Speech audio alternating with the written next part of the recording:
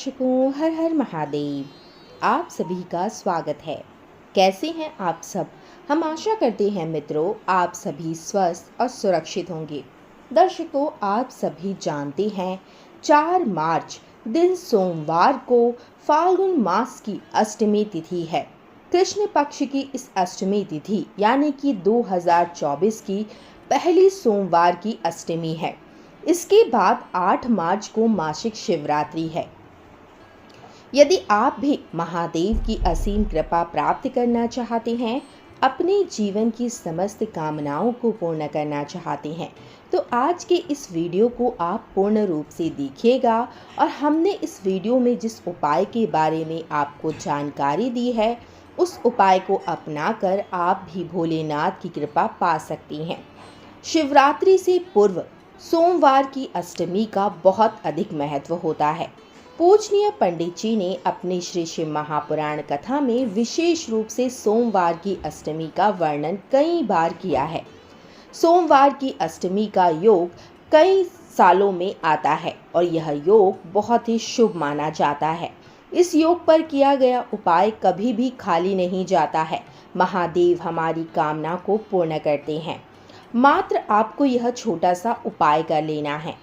वैसे तो 7 तिथियों पर पूजनीय गुरुजी ने इस उपाय को करने का वर्णन किया है। उसी में से खास तिथि है सोमवार की अष्टमी की तिथि। अष्टमी की तिथि यानी कि सोमवार को जो अष्टमी तिथि पड़ती है, उसे शिव और पार्वती के मिलन का दिन बताया गया है। इस दिन पर यदि आप अपने वैवाहिक जीवन में बहुत अधिक परेशान चल रहे हैं या फिर आपका विवाह नहीं हो रहा है, विवाह होने में कई प्रकार की अड़चनें आ रही हैं, बार बार रिश्ता होता है और अनावश्यक वजह से टूट जाता है, तो ऐसी परिस्थिति में भी आप इस उपाय को कर सकते हैं और महादेव का आशीर्वाद पा सकते हैं। चलिए बात करते हैं इस उपाय के बारे में। लेकिन उससे पूर्व दोस्तों, यदि आप चैनल पर नए हैं, चैनल पर पहली बार आए हैं, आवाज़ को पहली बार सुन रहे हैं, तो चैनल को तुरंत ही सब्सक्राइब कर लीजिए। बेल आइकन को प्रेस करके ऑल पर क्लिक कर दीजिए, जिससे कि हमारा जब भी कोई नया वीडियो आएगा तो उसका नोटिफिकेशन आपको सबसे पहले प्राप्त होगा। चलिए अब जान लेते हैं उस उपाय के बारे में। इस उपाय को आप सुबह से लेकर शाम तक कभी भी कर सकते हैं। खासकर यदि आप प्रदोष काल में करते हैं तो इसका फल आपको पूर्ण रूप से प्राप्त अवश्य ही होगा।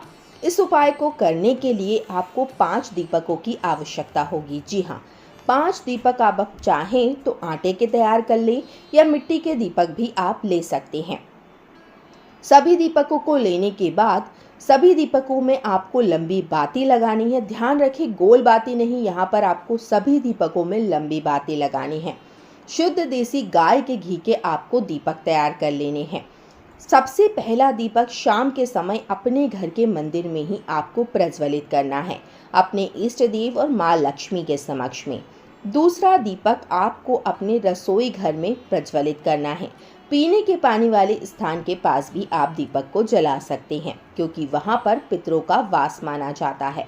तीसरा दीपक घर के मुख्य द्वार पर आपको जलाना है, जहाँ से माँ लक्ष्मी का आगमन आपके घर में होगा। चौथा दीपक आपको बेलपत्र के वृक्ष के नीचे जलाना है। बेलपत्र के वृक्ष में स्वयं ही देवादिदेव महादेव का वास माना जाता है। 5वां और अंतिम दीपक आपको शिवालय जाकर शिव मंदिर में शिवलिंग के समक्ष में जलाना है। आप चाहें तो मंदिर की चौखट पर भी दीपक को जला सकते हैं, लेकिन ध्यान रखिएगा जो दीपक है उसे आप नीचे की तरफ ही रखें। कुछ लोग यह गलती करते हैं कि शिवलिंग के ऊपर रख देते हैं। समक्ष में रखना है, कामना को कहें, श्री शिवाय नमस्तुभ्यम का उच्चारण करें।